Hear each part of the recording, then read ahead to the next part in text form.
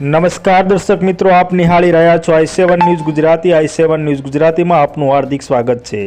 APS 95 retired pension વર્ષ સાબરકાંઠા, અરવલ્લી, મહીસાગર, પંચમહાલ જિલ્લાના કર્મચારીઓનું કેન્દ્ર સરકાર પેન્શન વધારાની માંગણીઓ બાબતે ચાલી રહેલ આંદોલન એએનએસસી અંતર્ગત આગામી દિલ્હી ખાતે જંતર મંતર ઉપર ઉપવાસ આંદોલન માટેની મિટિંગનું આયોજન કરવામાં આવ્યું।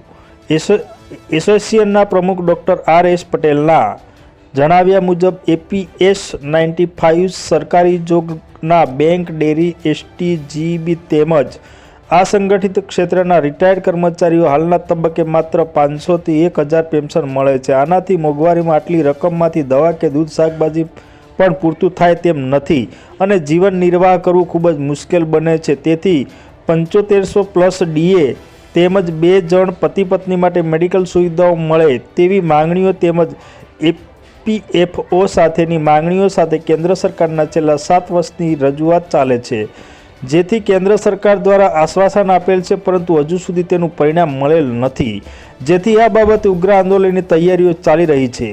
જેના અનુસંધાને એસટી, જીબી, સાબર ડેરી તેમજ સહકારી બેંકો તેમજ વિવિધ વિભાગો તેમજ અસંગઠિત ક્ષેત્રના રિટાયર્ડ કર્મચારીનું મિટિંગનું આજરોજ શામળાજીના લક્ષ્મીનારાયણ અન્ન ક્ષેત્ર સાથે મિટિંગનું આયોજન કરવામાં આવ્યું હતું, જેમાં રાષ્ટ્રીય કક્ષાએ એનએસસીના પ્રમુખ અશોક રાવત આંદોલનનું નેતૃત્વ કરી રહેલ છે અને સમગ્ર દેશમાં તેમના હાથ મજબૂત કરવાનું અભિયાન ચાલી રહેલ છે। આ મિટિંગમાં સાબર ડેરીના જગદીશભાઈ પટેલ, પોપટભાઈ પટેલ, બાબુભાઈ, મુકુંદભાઈ તથા સાબરકાંઠાના બેંકના બીટી પટેલ, ધીરુભાઈ, જિલ્લા ખરીદ વેચાણ સંઘના નટુભાઈ તેમજ એસટી વિભાગમાંથી કોવડિયા તથા ચંપકસિંહ સહિત મહાનુભાવો હાજર રહ્યા હતા।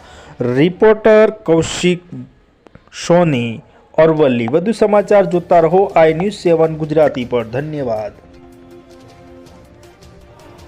સમગ્ર ભારતભરમાં national education committee Ashok Rawat સાહેબના નેતૃત્વ નીચે ઈપીએસ 95 પેન્શનર્સનું જે મિનિમમ પેન્શન 500 થી 1000 રૂપિયા મળી રહ્યું છે, એ પેન્શન વધારવા માટેનું જે ડિમાન્ડ છે એ 7500 રૂપિયા વત્તા ડીએ તેમજ પતિ પત્ની બંનેને મેડિકલ સુવિધા મળે સરકારશ્રી તરફથી, એ માટેનું એક આંદોલન ચાલી રહ્યું છે। એ આંદોલનના ભાગરૂપે સમગ્ર ગુજરાતમાંથી 17 જિલ્લાઓમાંથી આ પ્રતિસાદ મળી રહ્યો છે અને આ આંદોલનના ભાગરૂપે સાબરકાંઠા, અરવલ્લી, લુણાવાડા, પંચમહાલ જિલ્લાના ઈપીએસ 95 પેન્શનર્સ મિત્રોનું આજે એક અધિવેશન મળ્યું છે। આ અધિવેશનમાં દિલ્હી ખાતે જંતર મંતર દિલ્હી ખાતેનું જે ઉપવાસ આંદોલન છે, એ ઉપવાસ આંદોલનની પૂર્વ તૈયારીના ભાગરૂપે આજે અહીંયા લક્ષ્મીનારાયણ અન્ન ક્ષેત્ર શામળાજી ખાતે આ આંદોલનના ભાગરૂપે એસોસિએશન મળી રહ્યું છે।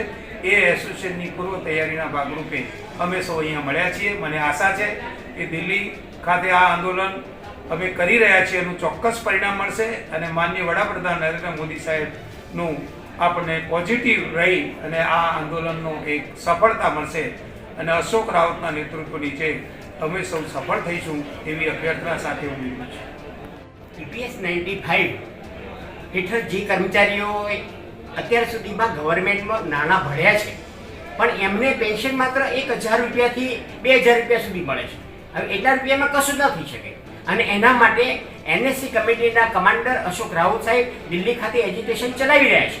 એના ભાગરૂપે તારીખ 11મી ફેબ્રુઆરીના રોજ સાબરકાંઠા, અરવલ્લી અને સમગ્ર ગુજરાતમાંથી જે કર્મચારીઓ ઈપીએસ 95 હેઠળ કપાત કરાવેલી છે અને પેન્શન એમને ખૂબ ઓછું મળે છે, એ બધા અશોક રાવત સાહેબના હાથ મજબૂત કરવા માટે અને નરેન્દ્ર મોદી સાહેબને ઉગ્ર રજૂઆત કરવા માટે અહીંથી સાબરકાંઠા અને અરવલ્લીમાંથી બસો ભરી દઈને અને સમગ્ર ગુજરાતમાંથી મોટાભાગના કર્મચારીઓ ત્યાં આગળ જઈ રહ્યા છે। એના એક આયોજનના ભાગરૂપે આજે શામળાજી લક્ષ્મીનારાયણ અન્ન ક્ષેત્ર ખાતે સાબરકાંઠા, અરવલ્લી, લુણાવાડા અને પંચમહાલમાંથી અહીંયા કર્મચારી મિત્રો આવેલા છે। એમની લાગણીને માન આપી દઈને નરેન્દ્ર મોદી સાહેબ કંઈક વિચારે એવી વિનંતી કરીએ છીએ। અવનવી ખબરો જોવા માટે અમારી ચેનલને લાઈક કરો, શેર કરો અને સબસ્ક્રાઇબ